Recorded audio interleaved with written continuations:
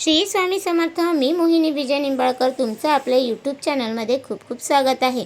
आजच्या व्हिडिओमध्ये आपण बघणार आहोत मार्गशीर्ष गुरुवारी फक्त एक दिवा लावून ठेवा इथे, माता लक्ष्मी होईल प्रसन्न. या पूर्ण ब्रह्मांडाचे पालनकर श्री हरी विष्णू यांचा सर्वात प्रिय महिना म्हणजे मार्गशीर्ष महिना आहे. या मार्गशीर्ष महिन्यात अनेक माता भगिनी महालक्ष्मीचे व्रत करतात. यावर्षी मार्गशीर्ष महिन्यात 4 गुरुवार आले आहेत.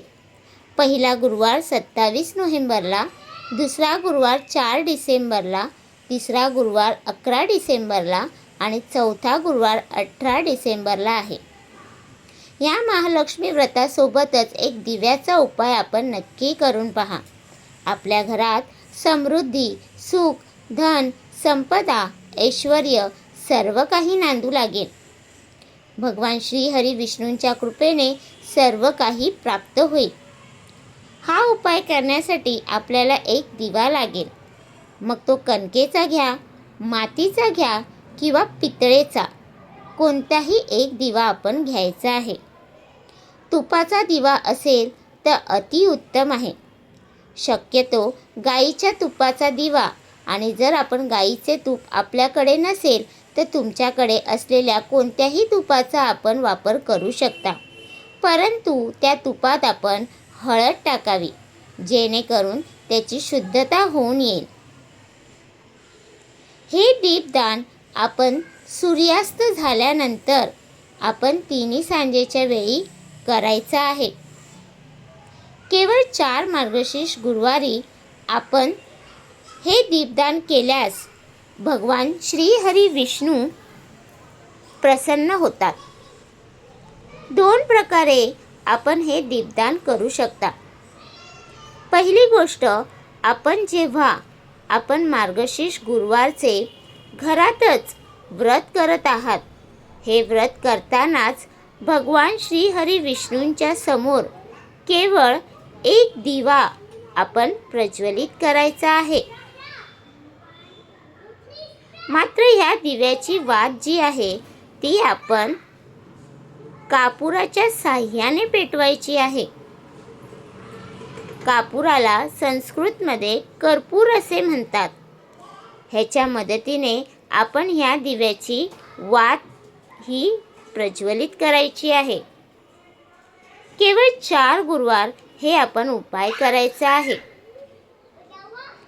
यामुळे माता लक्ष्मीची कृपा तर आपल्यावरती बरसतेच, परंतु भगवंत श्री हरी विष्णू देखील त्याबरोबर प्रसन्न होणार आहेत.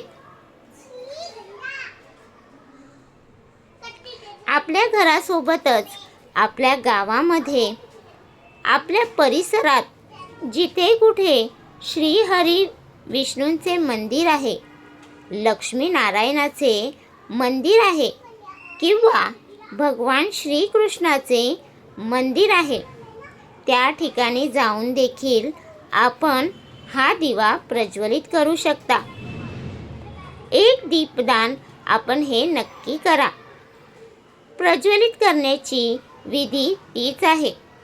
कोणताही दिवा घ्या व तो कापुराच्या साह्याने त्याला प्रज्वलित करा.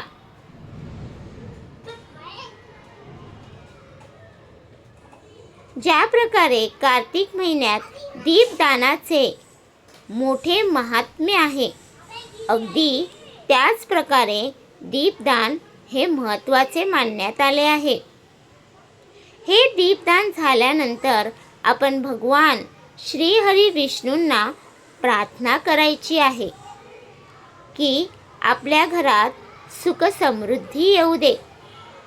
तर तुम्हाला हा माझा व्हिडिओ कसा वाटला प्लीज कमेंट करून नक्की सांगा. व्हिडिओ आवडला असेल तर लाईक करा, कमेंट करा आणि शेअर करायला विसरू नका.